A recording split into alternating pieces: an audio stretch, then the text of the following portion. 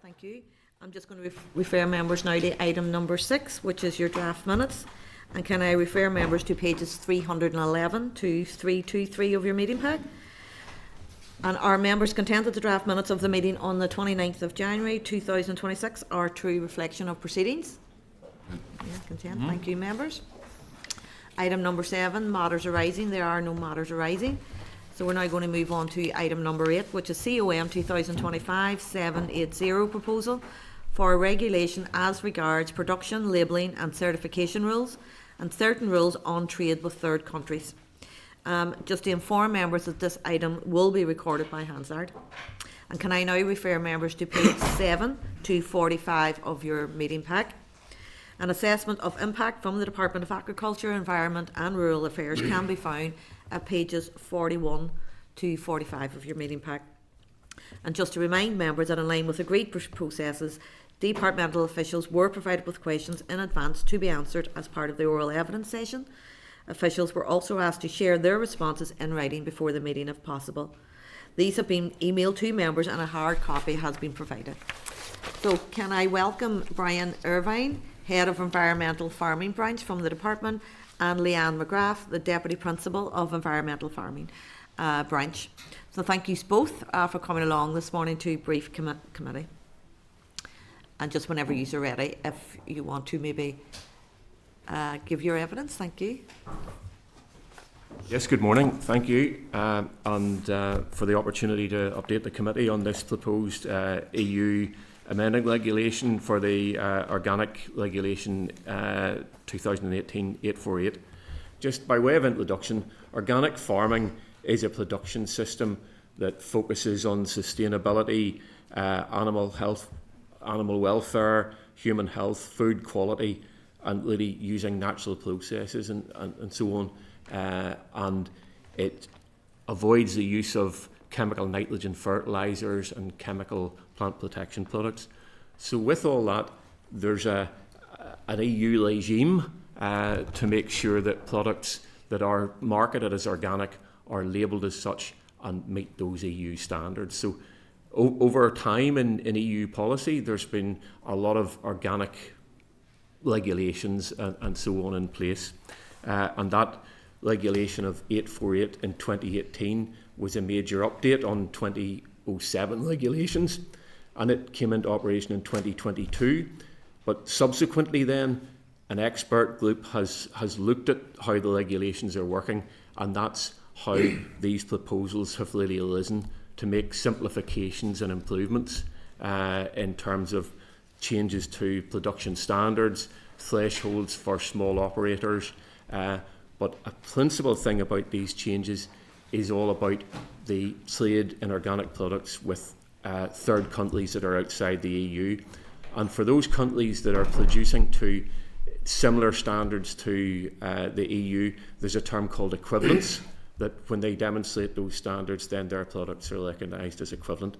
That's quite important because there's significant trade from other countries outside the EU with the EU, and that includes Northern Ireland, in terms of the trade from outside, because the organic sector in Northern Ireland is relatively small. There's 190 registered certified organic operators, and that's producers and processors, and that means that the demand for organic produce isn't fulfilled by home production, and there's a reliance on imports from GB, from the EU and the rest of the world. So the proposal is really quite a detailed proposal, but it's all about simplification and streamlining things. So we've got an EU regulation that actually is about less regulation in a way and simplification, which is sometimes a pleasant change. So that's the aim of it. And an important plank of it, or part of it, is this recognition of equivalence, because the current equivalence process and recognition of those rest of the world countries, the current recognition ends at the end of this year, and the intention was that would be then developed through trade agreements and things with those countries, and that's not sufficiently advanced. So this proposal is to extend that recognition of equivalence for 10 years until 2036 to allow those other things to happen. Now, if that proposal doesn't get accepted, then those third-party countries from the rest of the world would lose their equivalence. So this is quite important for maintaining supplies from the rest of the world. And then there are other aspects around the proposals about the use of the EU organic logo for those countries that are bringing in produce that is equivalent. So that's the main thrust of these proposals, and there are benefits with them, and they will reduce administrative burden in some areas and streamline things in production standards, but in particular maintain that equivalence from rest of the world countries. Yeah. And there's 11 countries really are the main organic traders with the EU, the rest of the world, 11 countries outside the EU trade. So that's the overall picture. Happy to take questions. Yeah. Okay, thank you, Brian. Jonathan? Thank you, Chair, and thank you, Brian. Can you hear me? Yes. Thanks very much, firstly, for the forward sight of your written answers. It certainly is helpful whenever it comes to analysing some of the flows of trade. I suppose I was taken aback that it was such a low number of organic producers here in Northern Ireland, with 192. As you've stated, and just for the point of the record, given that Northern Ireland then fulfills mainly its organic produce from largely outside of Northern Ireland, you anticipate, as per your questions, no impact because it's less regulation from GB into Northern Ireland in terms of that supply chain. Is that correct? Yep, certainly it doesn't add to regulation. Yep, and it will simplify in some aspects. Yep. Yeah, and the extension to 2036 is largely to allow a smoother flow of process. Well, it's to allow those other trade agreements and things to be worked on with those countries that are recognised as equivalent at the minute, and it's to extend that. Yeah. Okay. What engagement has the department had with the sector? I'll go through a couple of them. So, for example, the changes to withdrawal periods for vet medicines that are used. Has there been consultation with the sector on that particular point? Yeah, well, the consultation is led by DEFRA, because they're actually the Northern Ireland competent authority, because they're the competent authority for organic policy for the whole of the UK, and that engagement has been through the organic control bodies, which is the normal route to do that, and then the organic control bodies, they liaise with their members and the producers and operators that they certify. Okay, so it would be fair to say that the department has had no direct consultation with the wider agri sector in Northern Ireland on this particular point, or with the poultry sector in particular? No? Yep, that's correct. All the engagement is through DEFRA and the control bodies, yep. Okay, is DERA aware of any of the local companies or stakeholders that have responded to the EU consultation or on this proposal? Yeah. Sorry, we're not aware of any engagement or responses received from Northern Ireland companies to date.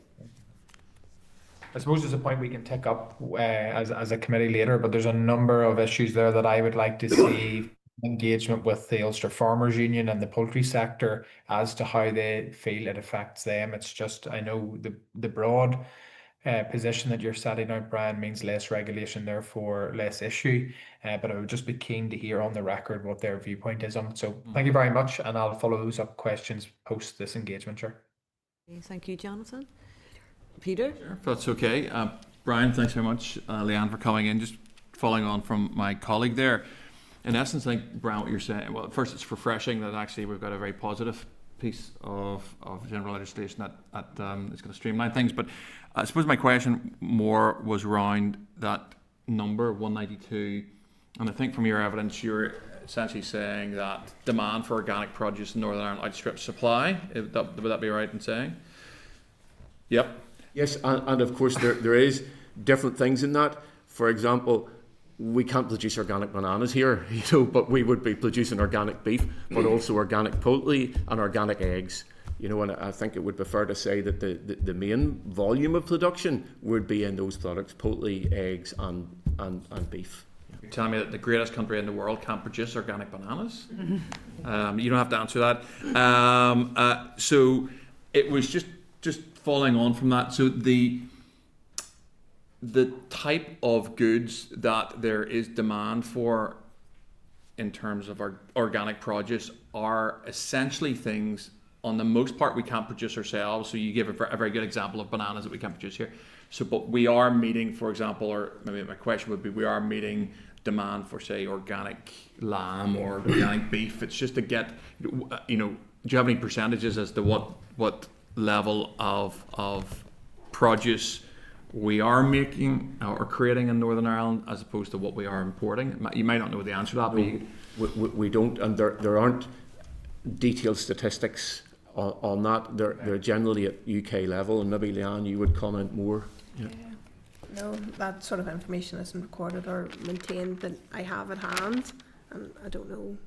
We do know that we don't produce enough organic. We import, yeah. Look, here's some of the figures. You have sort of those statistics in terms of. Absolutely. If you look at 2025 trade, the organic products coming in from GB into Northern Ireland, because each consignment come with what's called a certificate of inspection. Yep. There were 1,152 consignments, and that amounted to 19,000 tonnes roughly of product. Right. Okay. Yep. If we look at then what came in from the rest of the world, that there were 6,400 tonnes of organic product. Okay. Now, that's primarily feed materials. So that's soya and soya protein and soya meal, soya beans and soya meal, and that's for feed. And that links into what I said about the bigger organic sectors would be the poultry meat production, but egg production and also beef. So the trade with the rest of the world and the equivalence point is actually very important to Northern Ireland organic producers to have that continuity, so that feed material comes in and is recognised as equivalent. Okay, so just in terms of those figures, am I right in saying that we import from, or we get from GB 3 times the amount that we would get from the rest of the world? You're 19,000, yeah? Yep. Okay, that's fine. Look, thanks very much for that. It's very interesting. Chair? Okay, thank you, Peter. Any other members have any questions? No? Okay, can I thank both Brian and Leanne this morning for your presentation? Much appreciated. Thank you. Thank you. Thank you very much.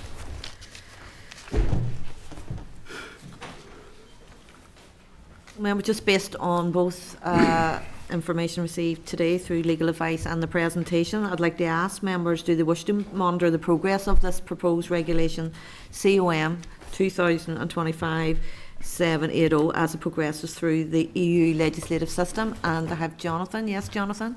Yeah, thank you, Chair. No, I would be proposing that we do monitor. I have a list of sort of questions I think we could ask, but I could do that after if you want to do the proposal first. Yeah. Your hands, Chair, I could name them now. Okay, so the proposal, 2 members? Yes. Yes, everyone's Yeah, content? I'll second that. Okay, thank you. You now want back in, Jonathan? Yes, thank you, Chair. It's just, I suppose, probably just to confirm up a lot of what Brian is saying, and large sections of this actually prevails mainly to the poultry sector, which Northern Ireland has quite a considerable interest. So I would be proposing that we should write as a committee to the Ulster Farmers Union, particularly their poultry sector, and we should ask about their views on the proposed shorter conversion period for quail meat production, changes to withdrawal of periods for vet medicines that are used, loosening of rules around unfeathered birds requiring daytime open air access, and adjustments to total usage surface of fattening poultry. I can put those in writing to the committee. They are parts of the regulation. They're in writing in the regulation, but those are particular points that I've drawn out that I think we should be gaining further clarity on those specifics.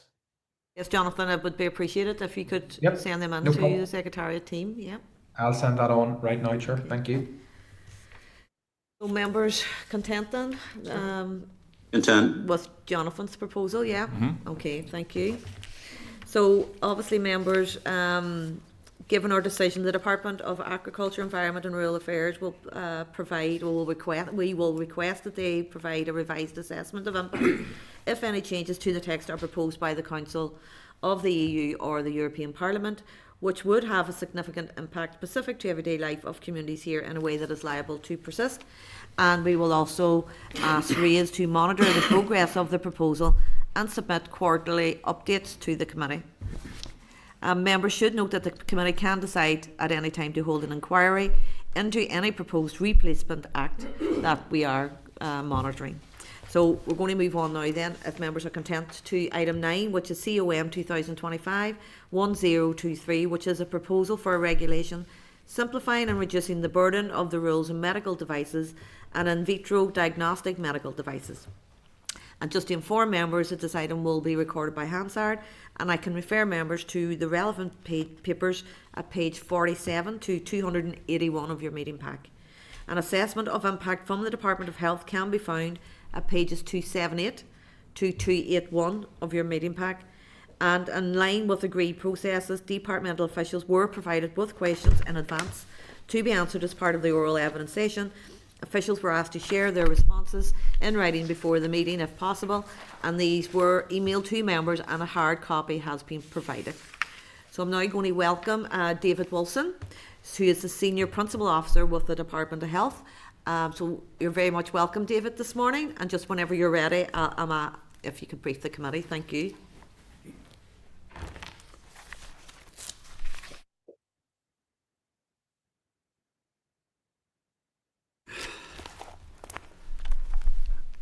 Thank you, Chair, and good morning, members. I am David Wilson, a Senior Principal Officer in the Department of Health and Lead Official for Medical Device Safety. Thank you for the opportunity to provide the Committee with the Department of Health's current understanding of the European Commission's proposal for a regulation of the European Parliament and Council amending Regulations EU 2017/745, the MDR, and EU 2017/746, the IVDR, as regards simplifying and reducing the burden of the rules on medical devices and in vitro medical devices, and amending Regulation EU 2022/123 as regards the support of the European Medicines Agency for the expert panels on medical devices, and Regulation EU 2024/1689 as regards a list of union harmonisation legislation referred to in its Annex 1. The Department of Health has an interest in the amendments to the EU MD and the EU IVD regulations, which have applied in Northern Ireland since the 26th of May 2021 and 26th of May 2022 respectively, via the Windsor Framework Annex 2, Section 21. I refer to these regulations as EU MDR and EU IVDR in the remainder of this statement. Medical device regulation is a reserved matter, and as the aims of these regulations is patient safety, the DOH has taken a lead role in the assessment of this proposal. The proposal does impact industry and the placing of medical devices on the GB, EU and NI market. The Department continues to engage with colleagues in the Department of the Economy, given the proposed amendments' likely impact to industry in Northern Ireland. The proposal for an amending regulation to these regulations was published on the 16th of December 2025. The objective of the regulation is to simplify and reduce the regulatory burden on bringing both medical and in vitro medical devices to the market. I hope to provide the Committee with relevant information regarding any anticipated impacts in Northern Ireland of this proposal from a health perspective. The proposed regulation lays down targeted amendments to improve the function of the current regulatory framework, primarily in relation to the smooth function of the internal market, while ensuring a high level of protection for patients. By way of some background, the Commission conducted a target evaluation of the current EU MDR and EU IVDR, covering the period between their adoption on the 5th of April 2017 and the 31st of December 2024. While an evaluation was legally required by May 27, this target evaluation was initiated earlier in recognition of the perceived challenges in the transition of these regulations from the original medical device and in vitro device directives. This has led to extended transition periods being provided for. Whilst EU MDR and IVDR implementation is still ongoing, the evaluation assessed how the regulations were performing up to December 24, focusing on the impacts to device availability, innovation, costs, and administrative burdens, especially for small to medium enterprises. The Commission noted that the EU MDR and IVDR provided benefits for patients through stronger patient safety requirements and oversight mechanisms. However, they also discovered that compliance costs were disproportionate, and unevenly distributed, particularly affecting the small and medium enterprises and niche device manufacturers. The Commission concluded that there was a need for targeted adjustments to better align with evolving markets. In response to this evaluation, the Commission is of the view that streamlining procedures, reducing administrative complexity, along with more flexible regulatory pathways would help balance the regulatory burdens against the public health gains. These goals are a key aim of this proposed regulation, seeking to deliver a more efficient and cost-effective regulatory framework which will benefit manufacturers, notified bodies and healthcare systems. As medical device regulation is a reserved matter, the Department continues to work closely with colleagues in the Department of Health and Social Care and the Medicines and Healthcare Products Regulatory Agency. We have worked together to inform this statement in the assessment of impact and to address the specific questions. Question 1 relates to the impact to divergence between GB and NI and possible consequences to the supply of medical devices and IVDs from GB to NI. As we currently follow the EU MDR and the IVDR and GB the UK MDR 2002, we understand that the proposed changes that the two sets of regulations will remain broadly aligned. The Department does not anticipate any additional consequences to the current position, as these proposals are aimed at reducing the regulatory burden for the sector. It may be easier for GB companies that supply NI to obtain CE accreditation and thus supply NI and the EU. Question 2 seeks a number of medical and in vitro diagnostic device manufacturing companies in NI. The Department of Health does not hold this information, however the MHRA have clarified their online registration database has 72 Northern Ireland companies registered. Question 3 asks for clarity on the level of DOH and MHRA engagement with stakeholders on this proposed EU Act. At this stage of the EU legislative process, we continue to work with DHSC and MHRA to fully understand the objectives and potential impacts of these proposals, and when appropriate, the MHRA will lead stakeholder engagement as required.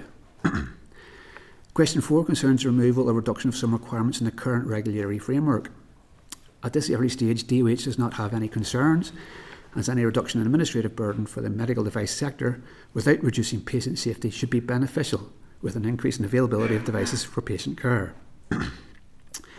Question 5 refers to the current MHRA consultation and future plans for regulatory change and potential divergence.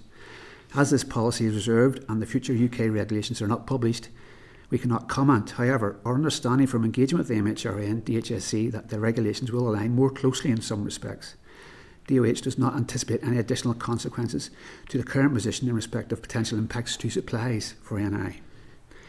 Question 6 on the Department's engagement with the UK Government on the proposed EU Act. I can confirm we regularly engage frequently with both the MHRA and DHSC in this policy area, including directly on this EU proposed Act.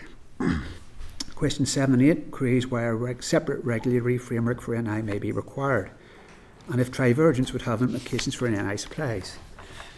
It is our understanding that if this proposal were not applied in NI, then the existing EU MDR and IVDR regulatory frameworks would continue to apply. In this scenario, all manufacturers would have to follow differing regulations to supply the NI market from those needed to supply the wider EU and GB markets. This would likely be at an additional cost, and given the Northern Ireland market size, potentially leading to supply disruptions. Question 9 relates to the non-application of the proposed EU Act and how it may affect relevant businesses in NI, potentially disadvantaging them. Device manufacturers will follow the relevant regulatory regime for the market where they wish to place their products. If NI manufacturers wish to sell to the EU, they will follow the new proposed regulations, if adopted. This will allow them access to GB market via unfettered access for NICE marked goods. Non-adoption may mean manufacturers having to follow the current regulations to supply the Northern Ireland market, with additional regulatory burden and potential negative impacts, including additional costs and or market withdrawal. In conclusion, therefore, the European Commission's proposals amendments relate to a streamlining of compliance procedures and administrative burdens for industry and health institutions. The Department's current understanding is that the overall impact to the DOH will be negligible. Furthermore, direct and indirect benefits to the health sector may be realised through increased device availability and lower costs.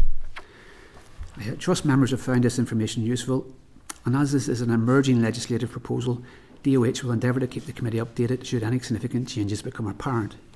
Thank you for the opportunity to brief you today. Thank you, David. And I'm going to pass over to David Brooks just for a question. Thanks very much. Actually, it's probably more a comment than a question, though, if you think you can add anything more than that.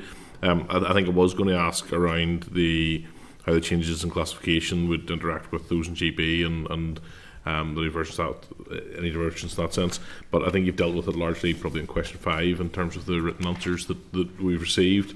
Unfortunately, I think for some of this, as with much of the stuff we interact with in this committee, there's things you can't comment on, things that may happen, and is on the basis of informal engagement, and we appreciate them. We ask usually for that insight, so I thank you for giving that. But I think nevertheless, when it comes to the relevant time, I'll probably be proposing we do monitor this on that basis. That I think you've done your best to give us all the information you can, but I'm just not sure that it's everything we need. Thanks, Chair. Thank you, David. Any other members have any questions? No. Can I thank you, David, on behalf of the committee for your presentation today. Much appreciated. Thank you, David.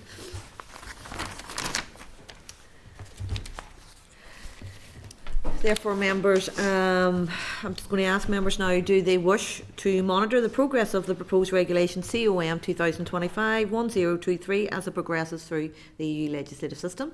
Yes. Thank you, members. All members are content.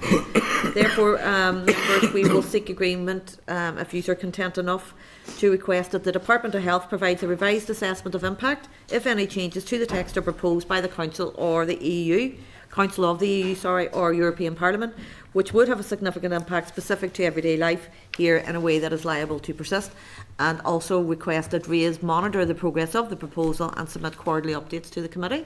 Yeah, members content, yeah. Thank you, members. We'll move on now to item number 10, COM 2025-1020, proposal for a regulation as regards the extension of certain data protection periods.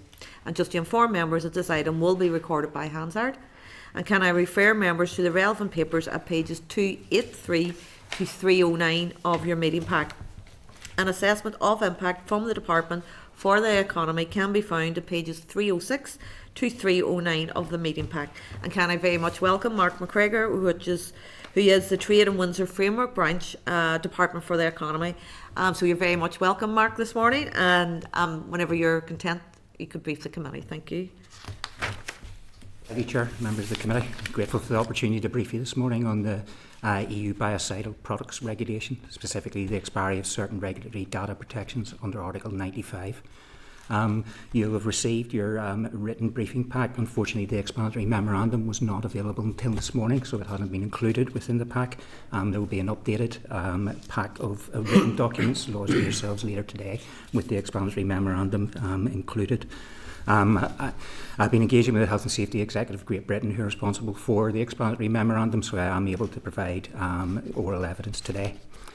Article 95 of the Biocidal Products Regulation governs access to regulatory data submitted in support of active substance approvals and product authorisations. These data sets, which include toxicological, ecotoxicological and efficacy studies, are costly to generate and are protected for defined periods. That protection underpins a system of letters of access and compensation, allowing data owners to recover costs when others rely on their studies. Under Article 95.5, protection of a defined category of these datasets expired on the 31st of December 2025. However, the EU review programme for existing active substances has been extended and is now scheduled to run until the 31st of December 2030. The European Commission has identified this as a misalignment. In effect, the data protection period has ended while the regulatory review process continues for a further 5 years.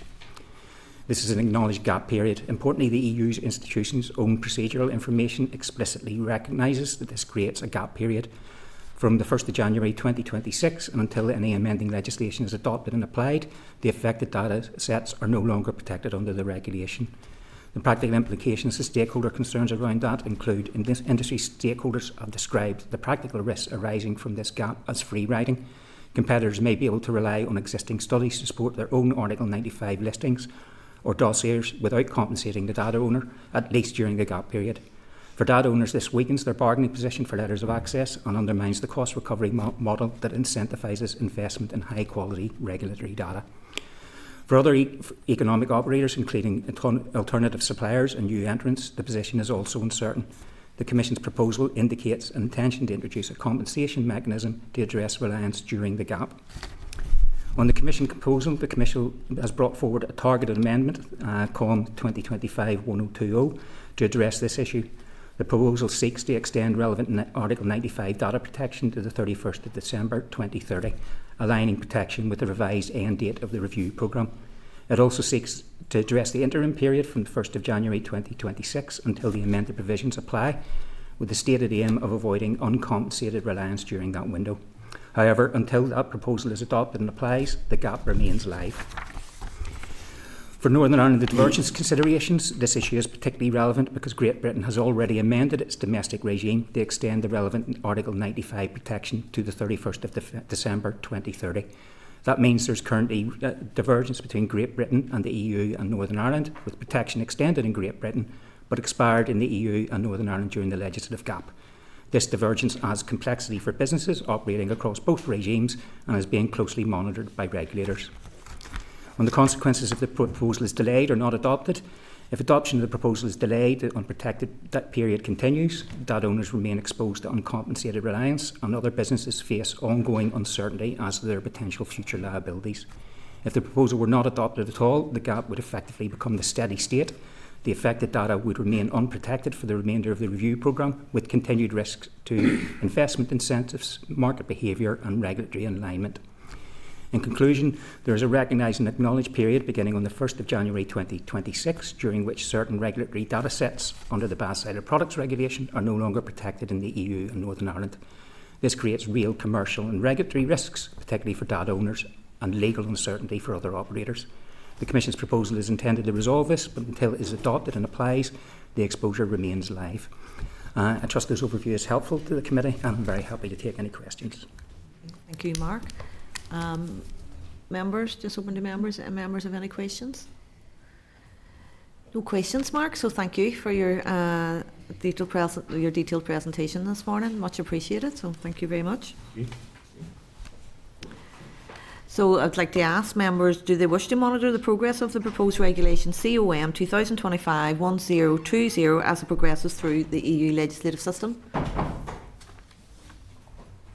Yes. Yeah.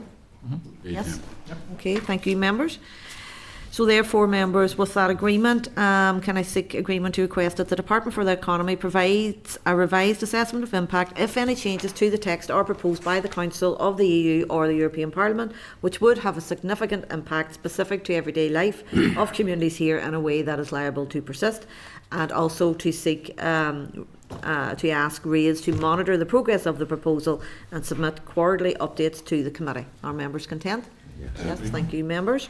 So we're going to move on now to item number 11, COM 2023-451, and it's a proposal for a regulation on circulatory requirements for vehicle design and on management of end-of-life vehicles.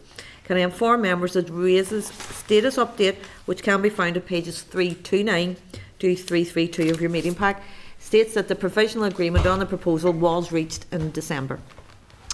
Can I ask members, are they content to request a revised assessment of impact on the provisionally agreed text from the relevant departments, or confirmation from the relevant departments that their initial assessment of impact is unchanged and remains valid in relation to the provisionally agreed text? Thank you, members. Can I ask members, are they content that for proposals which the committee is monitoring or gathering on, that the Secretariat staff routinely request this information when confirmation is received from RAISE that the text of the provisional agreement is available? Agreed. Yeah, agreed. Yeah, thank you, members. So move now on to item number 12, COM 2025-137 proposal for regulation as regards certain market rules and sectoral support measures in the wine sector. Can I refer members to the relevant papers at pages 334 to 339 of your meeting pack? Can I remind members that on the 29th of January, the committee agreed to request a revised assessment of impact on the provisionally agreed text from the relevant departments, or confirmation from the relevant departments that their initial assessment of impact is unchanged and remains valid in relation to the provisionally agreed text. A response from the Department of Agriculture, Environment and Rural Affairs can be found at pages 334 to 335 of your meeting pack. it remains the Department's view that both applying and not applying the proposed EU is unlikely to have a significant impact on everyday life of communities here in a way that is liable to persist. The status update from RAISE, which can be found at pages 336 to 338 of the meeting pack. Obviously, the Act was published in the official journal of the EU this morning. Therefore, the committee will consider this next week if members are content. Okay. Thank you, members. So we're going to move on now to item number 13, COM 2024-561, proposal as regards electric vehicle supply equipment, compressed gas dispensers and electricity, gas and thermal energy matters. Can I remind members that as with the last proposal, the committee agreed to request a revised assessment of impact on the provisionally agreed text from the relevant department or departments, or confirmation from the relevant departments that their initial assessment of impact is unchanged and remains valid in relation to the provisionally agreed text. Members, a response from the Department for Economy can be found at pages 341 to 344 of your meeting pack. It states that the Department's initial assessment of impact, which did not foresee the proposed EU Act having a significant impact, is unchanged and remains valid in relation to the provisionally agreed text. The original assessment of impact also included input from the utility regulator and the Department for Infrastructure. The Department for Economy reports that the British Government's Office for Products and Safety has said that it can only start a detailed analysis once the final text is published. Cabinet Office officials have previously told the committee, including in the response to our most recent review of operations, that British Government departments are expected to begin developing the explanatory memorandum on the basis of text agreed between the co-legislators, and that is the provisionally agreed text. So can I ask, as the provisionally agreed text is already available, are members content for the Secretariat to follow up with the Cabinet Office on the reported position of the Office for Product Standards and Safety? Yes, thank you, members. Are members content to request an updated assessment of impact from the Department for Economy, including the information awaited from OPSS once available, and confirmation that it reflects the up-to-date assessment of DFI and the utility regulator? Yes, member agreed, thank you. The status update from RAISE, which can be found at pages 345 to 347 of your meeting pack, notes that adoption by the Council is awaited. Again, following any subsequent notification from the Cabinet Office, the committee will decide in the usual matter whether or not it wishes to hold an inquiry into the published EU Act. Are members content to note? And thank you, members. We're going to move now on to item number 14, committee work planning. Can I refer members to the work planning document, and it can be found at pages 349 to 357 of your pack. Are members content to note? Yes. Thank you, members. We're going to move on now to item number 15, correspondence. Can I inform members that there are 16 items of correspondence at items 15.1 to 15.16, and these are at pages 360 to 457, and I will draw your attention to two of these items. So item 15.1, and it's at page 360 of your meeting pack, and it's correspondence from the Minister for the Economy. Members, you may recall that the Deputy Chair and myself met with the Minister last month to discuss her department's review of its internal procedures and working relationships with the British Government. The Minister has now shared a copy of the recommendations arising from that review. The Minister has suggested it would be useful for the Committee Secretariat to meet with her officials to explore some of the commitments around more regular engagement, training and information sharing. Are members content for the Committee Secretariat to engage further with the Department for Economy officials in response to the Minister's request? Agreed. Agreed, yeah. Thank you, members. So I'm going to now, if members don't have any further comments, I'm going to highlight David. Yes, David? No, just reflecting on the engagement that we had that day and the plan that's laid out in front of us, I think it's worth saying, and I think we said at the time, it's very positive and actually is, I think, a model for how departments should be interacting with this committee. So I welcome the Minister's approach in that, and I hope it could be followed by those other departments which regularly interact with the committee in that regard. So. Yes, thank you, David, and I certainly would agree, and we did relay that at the previous committee, but definitely, yeah. So I'm just going to highlight item 15.8, and it's at page 392 of the meeting pack, and it's correspondence from an individual in relation to the supply of veterinary medicines. Just members, in line with the committee's agreed procedures, are members content to forward the correspondence to the relevant statutory committee and advise the correspondent accordingly? Are members content? Yeah. Are members content to note the remaining items of correspondence, or if any member want to highlight any other correspondence? Or are you content to note? Content to note. Thank you, members. Just going to move on now to item number 16, Chairperson's Business. Members, of pages 4, 5, 9 of the meeting papers is a request to meet with Senator Mark Daly, who is Chair of the Senate Select Committee on the EU Scrutiny and Transparency. Senator Daly would like to meet the Deputy Chair and myself in March to discuss the committee's work. Are members content for one or both of us, depending on our availability, to meet with Senator Daly in Parliament buildings and report back to the committee on this meeting? Content. Yeah. Content, yeah. Thank you, members. So move on to item number 17. Any other business? Do members have any other business? I think I see a tear welling up in Declan's eye there as we draw to the end of this meeting. Yeah, I think so. Really? Just it's nearing the end of your time on this committee. Just Right. Okay. Well, that's news. That's news thought you were already getting emotional there as you were. No. I'm very stoic about these things. Thanks for your empathy. Let that be placed in the record. Noted. Well, I was asking what Podrick had done wrong earlier in the. So, members have no other business, so I'm just going to move on to item number 18, date, time and place for next meeting.